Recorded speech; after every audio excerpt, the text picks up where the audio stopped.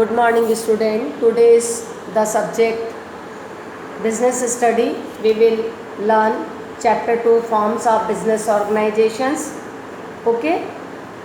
In previous class we will learn what is a partnership deed. Today's class we will learn contents of partnership deed. Contents of partnership deed. The partnership deed usually contains the following cases governing the relationship of conduct of the business partners. मैंने बताया partnership deed क्या है, साझेदारी सल्लेख. आपने देखा कि partnership result of a agreement, the agreement made by the either oral और written. वास्तव में पार्टनरशिप डीड एक प्रकार का एग्रीमेंट है. ये एग्रीमेंट रिटन भी होता है और ओरल भी होता है, जिसमें अपने फर्म को रन करने संबंधी, चलाने संबंधी सारे रूल्स और रेगुलेशंस जो है इसमें रिटन में लिखे जाते हैं. ये आपका पार्टनरशिप डीड है. Okay.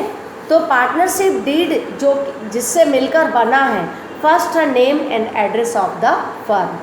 The deed is written in the form of an agreement, the detailed particular and address of firm. Firm का एड्रेस क्या होगा और फर्म का नाम क्या होगा, इसको जो है लिखा जाता है.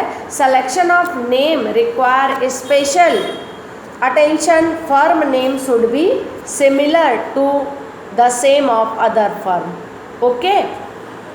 फर्म का नाम और फर्म का पता इसमें लिखा जाता है. फर्म का नाम रखते समय इस बात को ध्यान में रखना चाहिए कि किसी अन्य फर्म से मिलता जुलता नाम नहीं होना चाहिए और ऐसा नाम भी ना हो जिस पर कि गवर्नमेंट ने रिस्ट्रिक्शंस लगाए हों, जैसे कि queen, king, royal, emperor, empire etcetera. Then second, name and address of partner. First हो गया फर्म का नेम और address. Then second, the detailed particular of the partner's name. Okay. Father's name, residential address, status, profession should be properly written. साझेदारों का नाम, पता और उनका पर्टिकुलर जो उनका रेसिडेंस वगैरह होता है, उनका स्टेटस, उनका प्रोफेशन, ये सारी चीज़ें इसमें लिखी जाती है. मैं बता रही हूँ बेटा कि साझेदारी सल्लेख मतलब दो या दो से अधिक व्यक्ति जो साझेदार बनते हैं वो फर्म को चलाने संबंधी नियम और शर्त लिखते हैं, जो कि पार्टनरशिप डीड कहलाता है. तो जो पार्टनरशिप डीड है वो एग्रीमेंट का एक रिटन डॉक्यूमेंट्स है. तो उसमें पहले हम लिखेंगे फर्म का नाम और एड्रेस, फिर लिखेंगे पार्टनर का नाम और एड्रेस. फिर nature and area of business. Actual में द एरिया ऑफ बिजनेस क्या होगा, should be clearly maintain. Okay. It means whether the business will be local or provincial, nation or international. मतलब वो बिज़नेस कैसा होगा, उसका एरिया कैसा होगा, वो सारी बातें जो है उसमें लिखी जाएंगी. क्या वो स्टेट लेवल पे होगा, क्या वो इंटर स्टेट लेवल पर होगा, ये जितने भी टाइप्स होंगे वो क्लियर लिखना चाहिए. द नेक्स्ट है ड्यूरेशन ऑफ फर्म. ड्यूरेशन क्या होगा, although everybody wants to run the business activity for unlimited period, yet if they wish you can maintain the period of partnership. Timing क्या होगा partnership firm का, ये भी maintain करना बहुत ज़रूरी है. देन नेक्स्ट है कैपिटल ऑफ ऑल पार्टनर्स. जो पार्टनर होंगे वो कितना कितना कैपिटल लेके आएंगे. Specific provision of the amount capital invested by the each partner should be written in the partnership deed. Then next है profit sharing ratio. The profit sharing ratio has been equal if there are no agreement of to the country.